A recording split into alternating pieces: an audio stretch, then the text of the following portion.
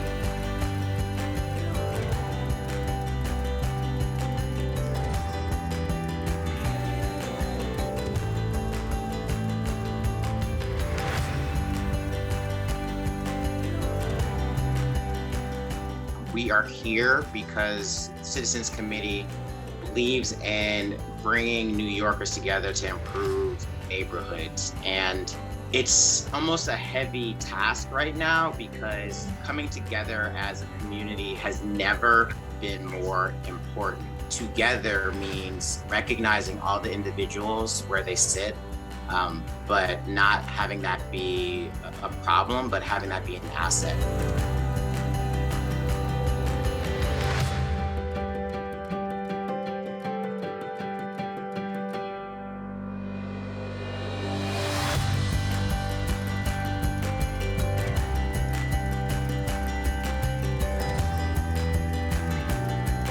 Citizens has always been at the forefront of helping our neighborhood residents achieve their goals. So yeah, this pandemic has really brought so many of us together. I think so many of us at times have been in isolation, but what we're doing now, folks, is that we're coming together as New Yorkers, we're coming together as communities to make sure post-COVID that we continue to work together, that we continue to make sure our communities are fed, that we continue to make sure that we have the resources to maintain the health and well-being of our community. You really helped me get started with both the grants. That was my first grants I've ever received, from the beauty grant and the special needs grant. And you guys gave me that platform to get more people on board with me and the movement. And it's not done, so I'm very grateful for you guys. We want to make sure that people see you and that they hear you and that they can get behind you so we can all get behind each other as New York City.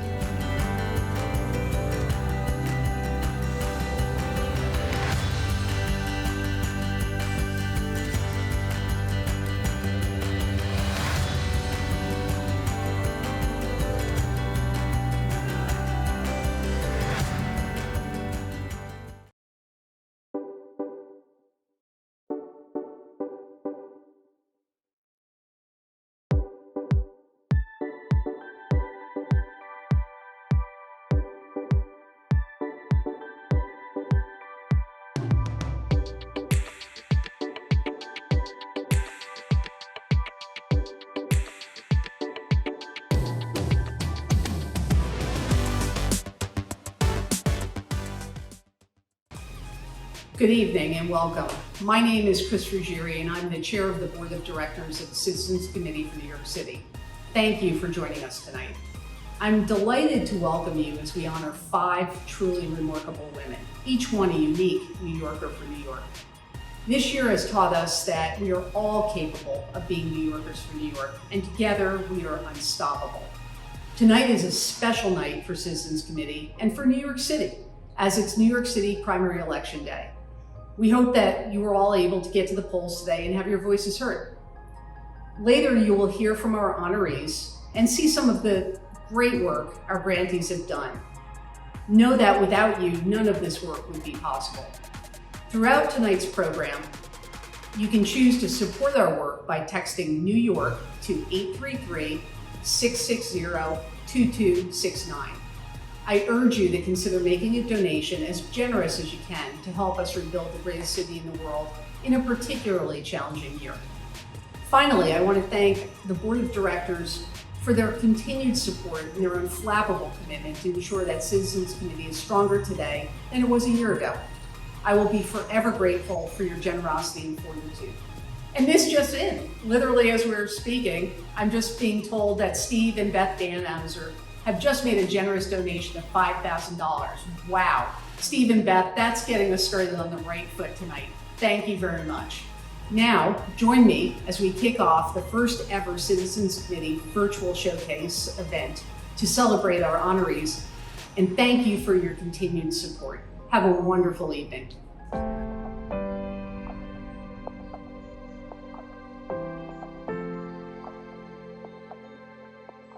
We are your neighbors. We are the creatives. We are the trailblazers. We are the citizens. We are the future. We are the New Yorkers for New York. We have been and will be here. It's time once again to roll up your sleeves, New York City. We will get through this together as we do. In a time like no other, coming together with our neighbors to improve our communities has never been more important. New York City is forever. And with your help, Citizens Committee for New York City will continue to do what it does best, drive impactful and necessary change down to the block level. Let's reflect, reimagine, and rebuild together.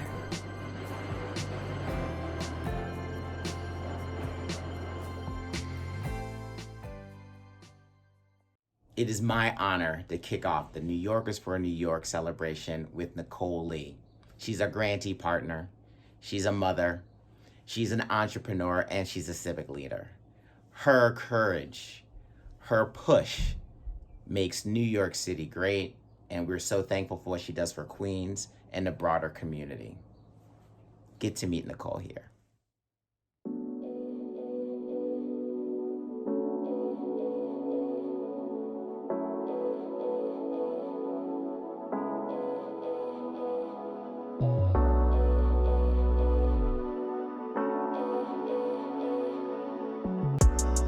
I think I actually am in love with New York City. Everything I breathe is Queens. I think we are the most exquisite borough out here. I am 39 years old. I've built multiple business in New York City. I started in childcare because my son is autistic and I couldn't find proper childcare for him. With that, I've seen it's been a hard road with that. I've seen such a lack of resources in our neighborhoods, and I decided to build upon that and bring those resources to us. Then I started my group home. I'm like, okay, if my son isn't able to take care of himself, where do they go? And with that, there's still a lack. People call me every day. Nicole, can you help me? My son needs services. Oh, Nicole, can you help me get started for a business? Oh, can you help me? And I'm like pulling myself from left to right just to try to help these people. And I'm lacking resources. I'm losing sleep. I'm sleeping 4 hours a day trying to help somebody else. So I said, Nicole, what? You have the know-how. You have some money. You have the knowledge. You have the heart. What are you lacking? Power. I felt that I was lacking power. And in order for me to get power, I decided to run for city council. If you have that confidence in yourself and if you build yourself up, regardless of where you come from, there's so many lessons I've learned from people younger than me, older than me. And then I even tell friends of mine, like, you're so smart and you're so capable, but you don't believe in yourself. So if you don't exude that, how am I gonna believe in you? How can you sell me? With that confidence had led me this far. We are like no other, like nobody else has the ambition and the drive like a New Yorker. I actually learned about Citizens NYC through a friend of mine. She started a little program, a mentoring program for little girls. And I was like, okay, well, I need some grants for my businesses. How do I start that? Once I tried and filled the application out, everybody seemed very helpful. I actually was awarded 2 grants in 1 year. And I was so excited. I'm like, oh. You guys helped me grow in such an amazing way, and I'm just happy to have you guys with me. With that unity together, we can make miracles happen. I believe that our communities need a renegade revolutionist like me. Be a New Yorker for New York and donate today.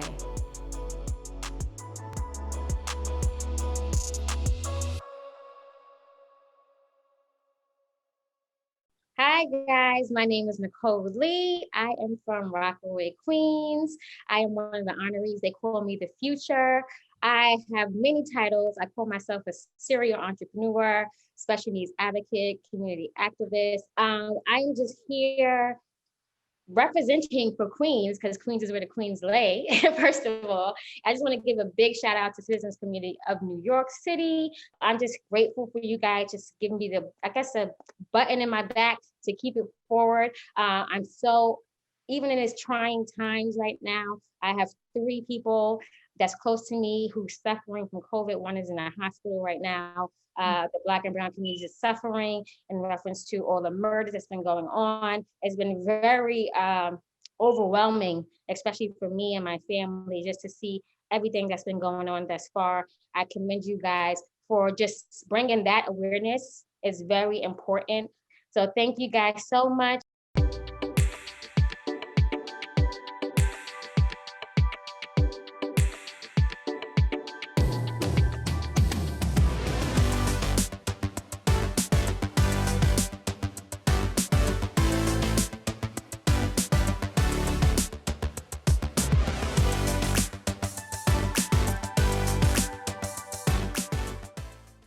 I am very proud to be the daughter-in-law of one of the great activists for women's rights in this country. Congratulations, Grand Sue. Hi, Susan.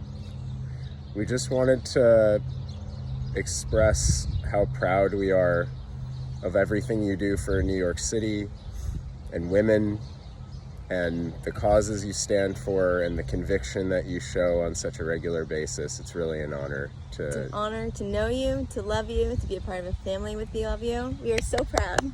Lots of love. We're so proud of you, starting with all your activism at Call for Action, Republican Coalition for Choice, and Citizens Committee for New York. And Susan, we know this is only the beginning. You still have a long road ahead, and I'm looking forward, as is Edgar, to seeing what you're going to do in many different fields going forward in the years to come. So much love. Susan, my sister, what do you say? Susan is smart, loyal, and beautiful. She has been involved in many important projects and social issues, including the women's movement, and then with great involvement became one of the important leaders of Republicans for Choice. Now it is the Citizens Committee of New York that has been lucky enough to capture her support and attention. Susan loves family. She is quite a bit younger than I am, is very committed to family tradition of social support. And with all of this, Susan is a great mom and grandmom, and competed in riding, tennis, golf, and bridge. Congratulations, Susan, on an honor so well deserved. Good evening. I'm Tom Israel, and I'd just like to say a few brief words about one of our honorees and most quintessential New Yorker I know, and that's Susan Coleman. How do I know? She's passionate. And we grew up together in the same apartment building on 78th and Park Avenue. and we shared weekends together in North Stamford, Connecticut, in adjoining properties. And she's been intimately involved in Mount Sinai and making it a world-class institution, and she's been a board member here at Citizens Committee.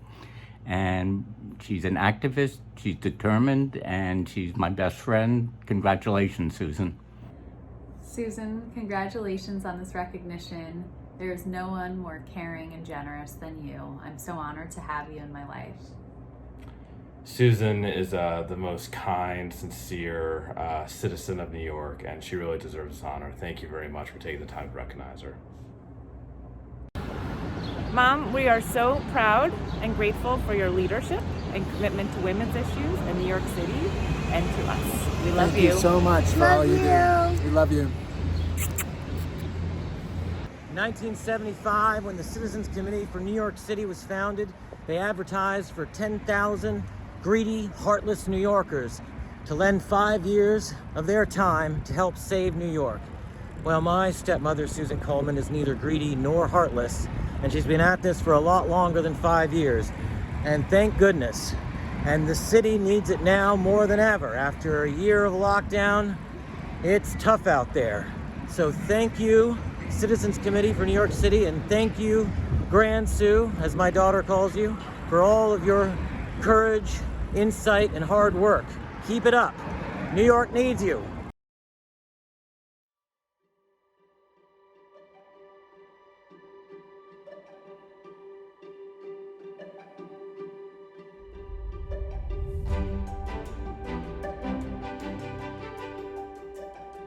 New York is pretty amazing in that sense. Whether people are coming for the arts or they're coming for business or whatever the reason is that they're coming, they want to be a New Yorker. And I guess I'm fortunate that I am a New Yorker many generations over. The majority of my family comes from Germany, and they were German Jews who left for a better life, like most people do here. The Sephardic side of my family, I don't know other Sephardic Jews particularly, but I certainly know a lot of other German Jews. I do know what makes me really happy is spending time with my family, always have. I now have 4 grandchildren, and you know, for me, like most people, I'm sure, family is what gives me sustenance. So, I became an activist when I met Ellen Strauss. I've always been interested in helping the plight of women. They bear enormous responsibilities that are quite different from the men because they bear children. And because they bear children, there's health issues involved with that are quite different than face men. And there are economic issues, and there are emotional issues, etc., many of which were never really paid attention to much. Somewhere back in my grandfather, great-grandfather, great-great-grandfather, they got together with other German Jews and helped put a hospital together, which is Mount Sinai Hospital. So there's been a Coleman on the board of Mount Sinai since it began. Our father started something called the Coleman Institute at Mount Sinai Hospital, which is based on trying to make sure that the patient experience is as good as it can be.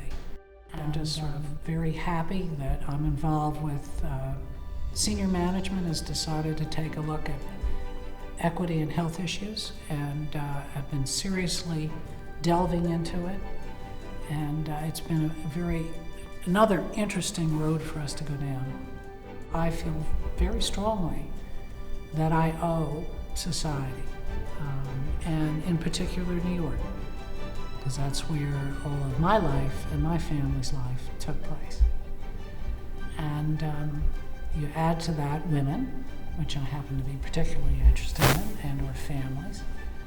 And that's, it makes me happy to be able to be involved. And one of the things that I love about citizens, they get at the very small issues. And I remember my mother telling me, when I meet the man I'm going to marry, or when I'm friends with somebody, or I'm going to live with somebody, it's the little things that are going to kill you. You're going to agree on the big things, but you have to live together on the little things. And that's what we're doing, in my opinion. We're helping those neighborhoods remain good neighbors to each other so they can thrive. I think the word activist means to me responsibility. To me, activist means you're responsible for your social awareness, you're responsible for your social and political community and what you bring to that community. So I'm Susan Coleman, and I've been a New Yorker for as long as I can remember, back generations ago. And I want to thank the Citizens Committee for introducing me to New York, because in spite of the fact that I've grown up in New York and all my connections and ties are to New York, until I got on the board of the Citizens Committee and started to walk around some of the other boroughs and other areas, I realized how much I really didn't know about New York. And listening to everybody's story, and I'm so honored to be with Rena and Nicole and Sue and Frida, because we all have such different stories to offer, and we're all New Yorkers together.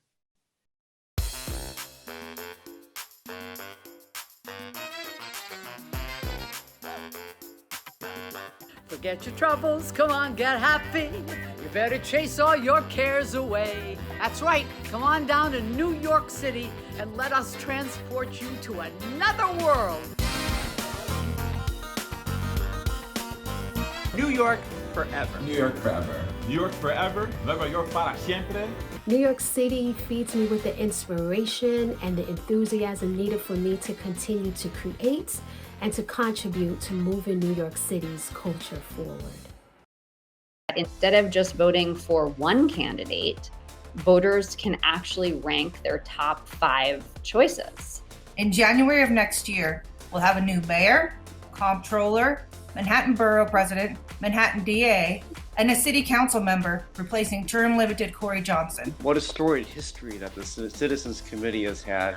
So it's really fantastic that you're stepping up again at this historic time when the city needs you so much. Thank you, Rasan and Citizens Committee, for creating this space for this conversation. And Citizens Committee has been since Oz Elliott, very much a part of my life, and also the work that you do with the Solid Waste Advisory Board, the way you partner. So you understand how to partner. Maybe you could just tell government how to partner, Paige. But I think my Twitter account bio says, lifelong Harlemite, Knicks fan, civil rights lawyer, former prosecutor. Thank you so much for having me, and thank you for all the work all of you do. We have an opportunity this year to really make an impact post-COVID, recognizing that COVID was a setback for us in New York City. But a setback is preparation for a comeback. We have to get our businesses up and operating on how to access and move from a small business, a micro business, into a larger business. My vision is that as this torch gets passed, that I have every confidence, conviction that you will be able to take the torch. You have a vision of the future, and that our future is going to be much better than the past, notwithstanding how glorious the current is.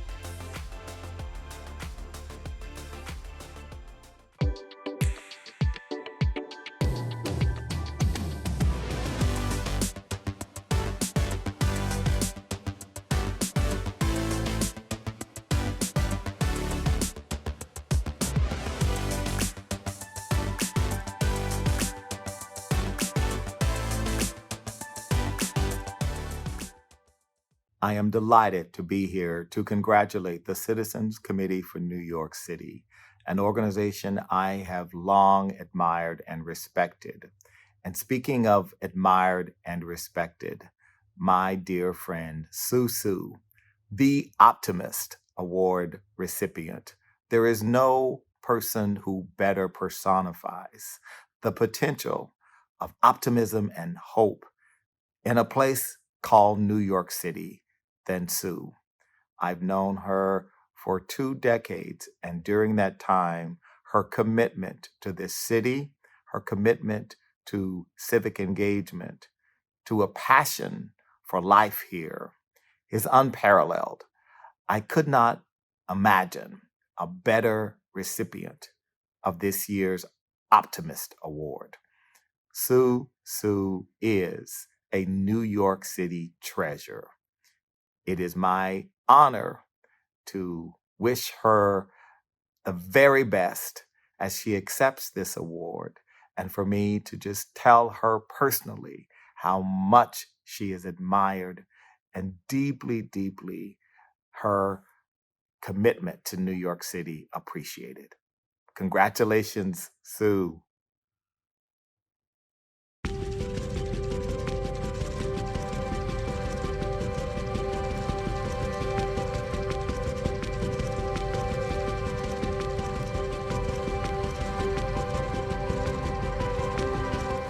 If it's been a long day at work or something, I'm like, I am not tired. I don't even know what tired is. You know, like I am standing on the shoulders of my mom and dad who, you know, just fueled by truly by optimism that the Statue of Liberty, that Lady Liberty and the United States is going to provide them with a better life and opportunities.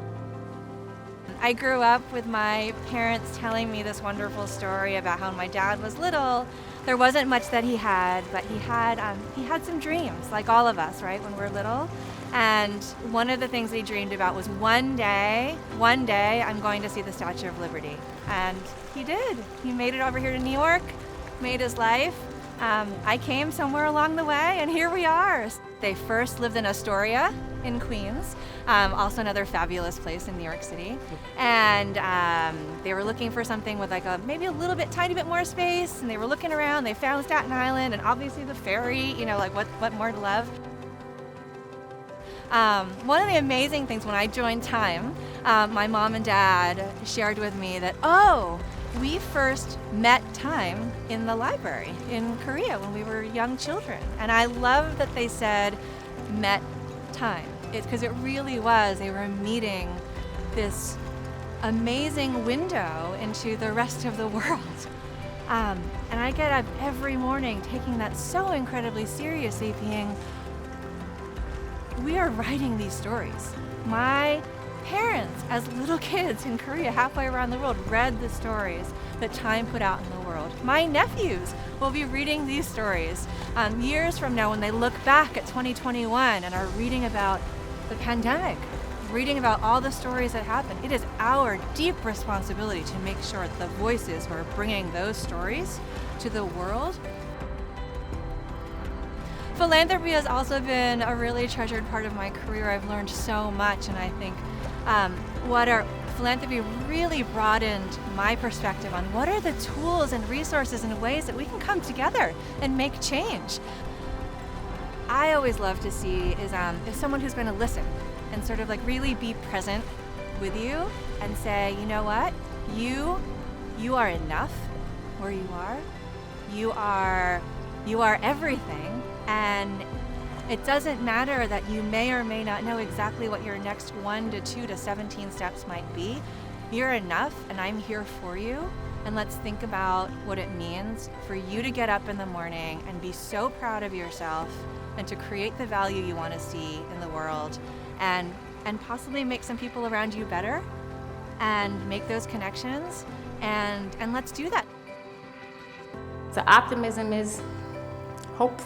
I think it's being hopeful and being hopeful in your world, in your life, and it's possibilities for anything. It's really fascinating to me that all of us are meeting in this way, in literally boxes, right? Boxes on a screen, where I feel like so much of, as we think about our own individual stories and the stories that we want to unleash in others, is busting out of those boxes that people put us in. But so every day I log on and I think about those themes, because actually our opportunity and our responsibility and the beauty that we can all shine into the world means like getting outside of these boxes, you know, over here where you can't see my hands. And that is really what we can actually literally do every day. But what we can control is how we show up for each other, for ourselves every single day. And that is, you know, as much as possible, shining love and light on ourselves, on our stories, on our communities, on everyone we come into contact with, as much as possible. And if enough of us believe in that and do that together and intentionally, then maybe we can, you know, make some progress in the world.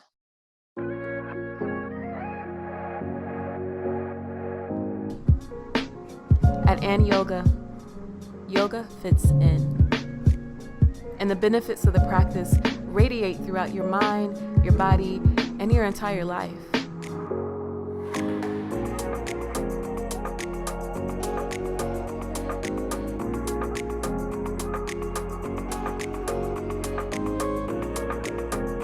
I'm so grateful to the Citizens Committee for making this grant possible for me.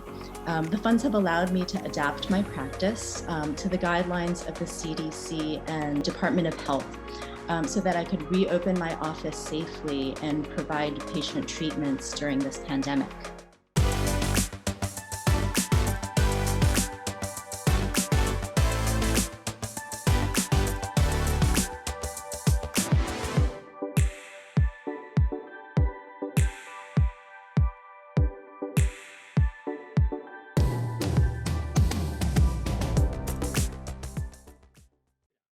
On behalf of Nanar and me, and on behalf of Davidson Kempner, we want to congratulate you on receiving this honor from the Citizens Committee for New York City.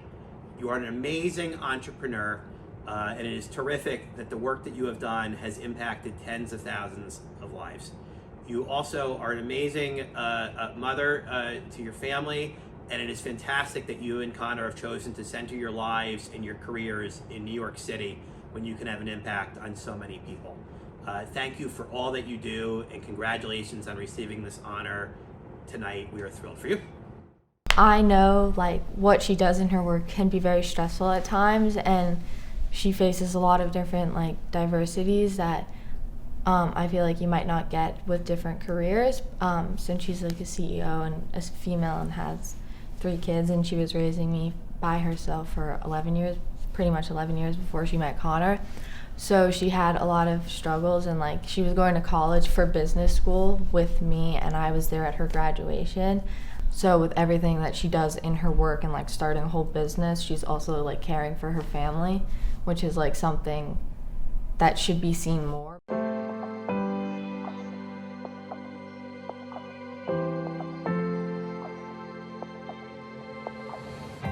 I do think I was an entrepreneur sort of like from an early age. And actually I come from like my grandfather was an entrepreneur, my dad was an entrepreneur. So yes, absolutely. I think that it runs in the family. So we'll see which of my 3 girls picks up on it. What attracted me to New York City initially is just it's so diverse. There are just so many different types of people from all walks of life, from all parts of the world. Different, you know, ethnicities. I don't know. It's just I just feel so at home in diversity. When I first moved to New York, it was exhausting. I was just exhausted by the constant, you know, chaos and energy and traffic and sounds and, you know, all that good stuff. I think that New York has always been on the forefront of many things, and I think, you know, women over time, obviously, you know, both in this country and in other countries, you know, many things have changed, you know, since I was born, and largely in very, very positive ways for women. Women are able to start companies now. Women are able to, you know, do all sorts of, be in positions of leadership, you know, do all sorts of things that previously we weren't able to do. However, I still think there's a tremendous amount of ground that we need to cover, you know, because I think that while those things are possible, they're not the norm, right? And women are still, you know, very underrepresented in many ways. All of this progress that we had made over, you know, the last decade, the last century, whatever, a lot of it, you know, it has been jeopardized by the pandemic and the fact that, you know, a lot of women have had to take on additional childcare roles because of what's happening with schools, because of, you know, lots of things. I used to be an academic. I spent 10 years in academia at Harvard and MIT.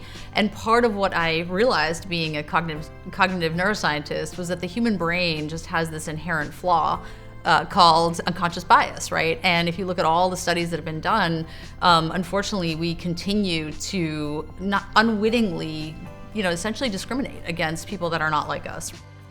Technology has to be part of the solution because, you know, for better or worse, we live in a society that everything is technology, right?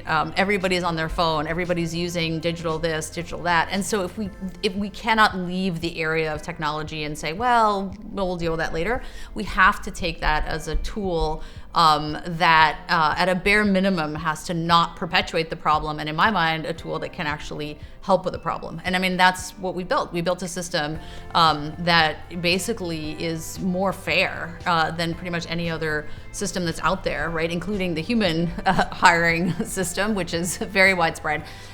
It's really small businesses that, you know, are so critical to the community. I mean, we've seen that, you know, across the board, whether it's like, you know, mom and pop shops or, you know, bodegas or, you know, local newspapers or whatever it is, right? We need to support local businesses because they are, in my opinion, the fabric of the community. And I've always had a tremendous appreciation for hard work, for, you know, not having anything, coming from that background, and really wanting to help people that were less fortunate than me, whatever that was, right? I mean, we all fall on hard times. We all have times that we need help. We all need to be picked up, right? And so if you're in a position to be able to help and to able to pick other people up, it's like your duty to do that. And that's who your grantees are as well, right? They're entrepreneurs as well. So that's why it's so important, I think, to kind of loop back and have it be a virtuous circle.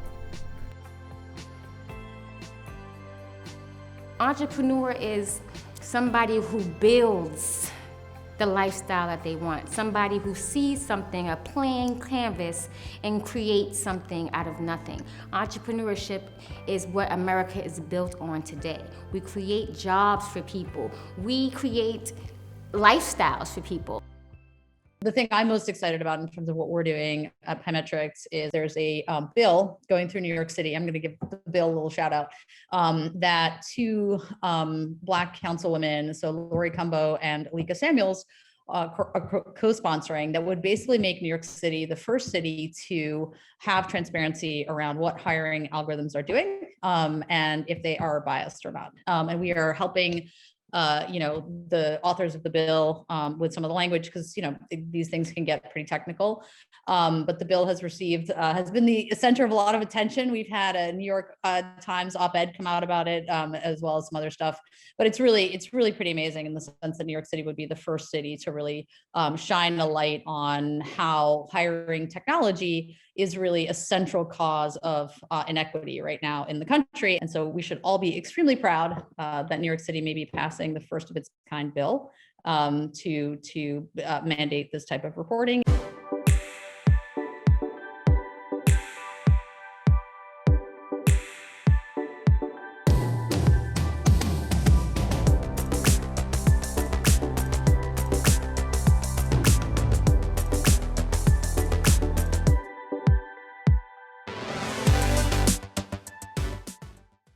My name is Nick Lugo, and I am the president of the New York City Hispanic Chamber of Commerce. And it is my pleasure to join the Citizens Committee for New York City as they celebrate one of our very own Puerto Rican Latinas, Reina Valentin, who is one of our most vibrant cultural ambassadors that we have. As a creator, producer, and actor, she represents us with honor and integrity always. El Barrio is proud that our Reina is the first Latina and Afro-Latina receiving this prestigious recognition. Reina, we thank you for putting our community first. You are loved. Congratulations on your well-deserved recognition. Thank you.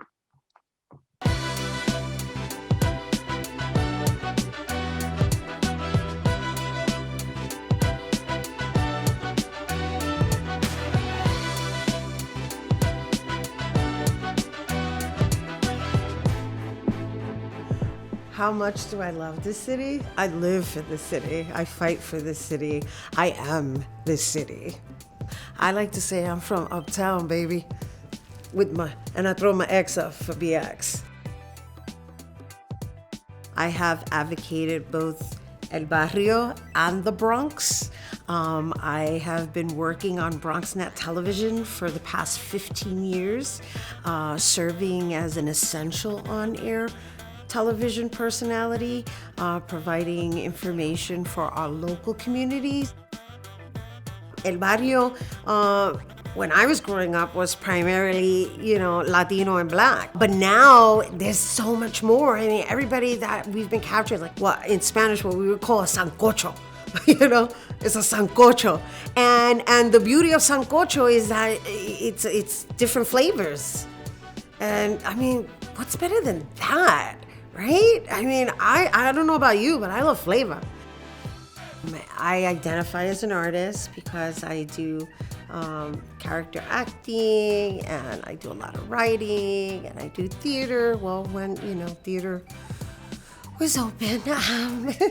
I'm also an arts advocate, and I am a strong arts advocate, and it has been my absolute pleasure to serve our artists this past year throughout this pandemic in providing a platform. My goal, even within my company, our mission is to marry artists with businesses.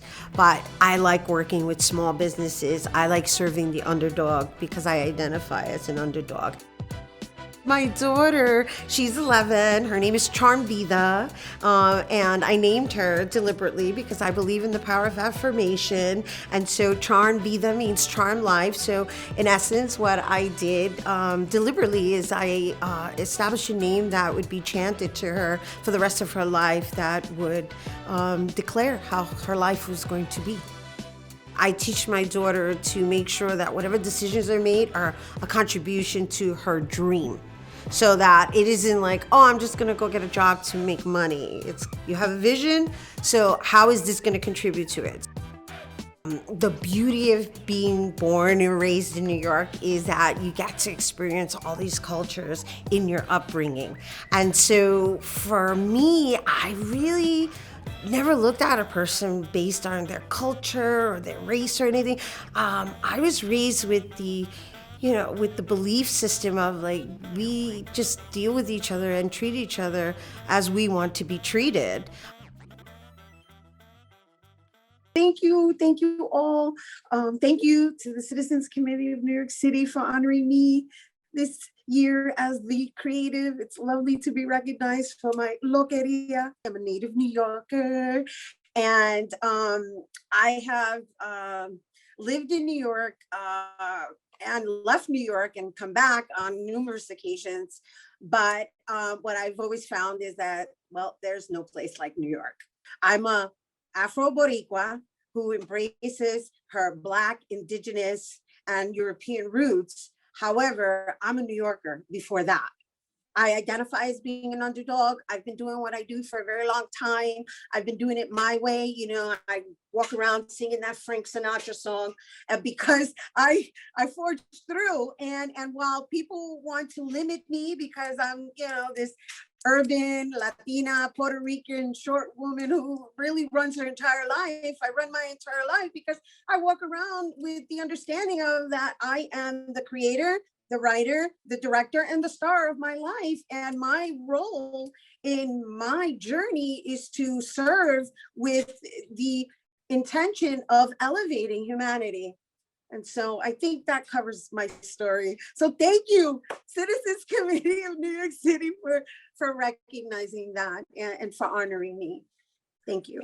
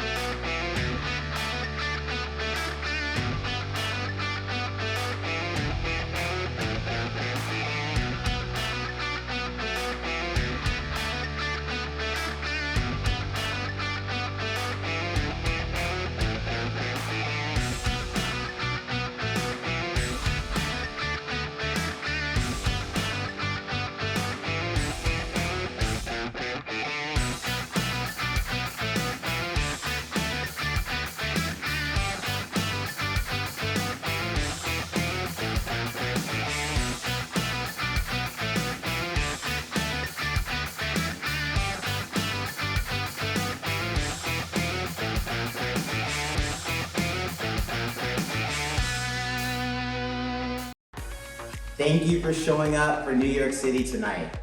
You made it to the polls and you showed up for Citizens NYC.